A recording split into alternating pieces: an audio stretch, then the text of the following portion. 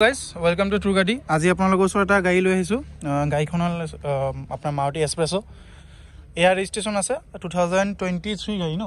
22 জুলাইৰ গাড়ী আৰু ফাৰ্ষ্ট ওনাৰ গাড়ী হয়। গাড়ী যদি কিলোমিটাৰৰ কথা কয় কিলোমিটাৰ মই এখন দেখাই দিছো 24000 এবাৰ দেখাই দিয়া 2 কিলোমিটাৰখন এবাৰ দেখাই দিছো আপোনালোকক কিমান চলিছে চাব পাইছে 24000 এলৈকে চলাই নাই বাৰু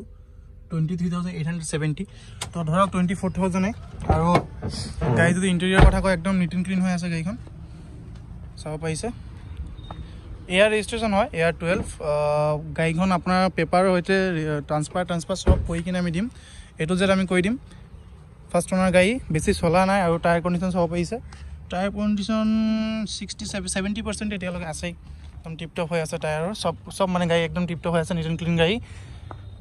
যদি গাড়ীখন লাগে আপোনালোকে ট্ৰু গাড়ীত তলত নাম্বাৰটো দিয়া আছে তাত কন্টাক্ট কৰিব পাৰে গাড়ীখনৰ প্ৰাইচটো মই কৈ দিছো about 350 অলপ নেগোশিয়েবল হ'ব এটো 350 হয় আৰু যদি গাড়ীখন লাগে একদম মানে ৰজা গাড়ী এটো আপোনাৰ পেট্ৰলতে আছে আৰু এটো আপোনাৰ মাইলেজও ভাল দিব আৰু যদি লাগে তো কন্টাক্ট কৰিব গাড়ীখন এবাৰ অল্টাৰ কৰা ভালেই হ'ব এটো এবাৰ গাড়ীখনৰ সাইড প্ৰফাইলটো চাই লওক সব চাই থাকক ভালকৈ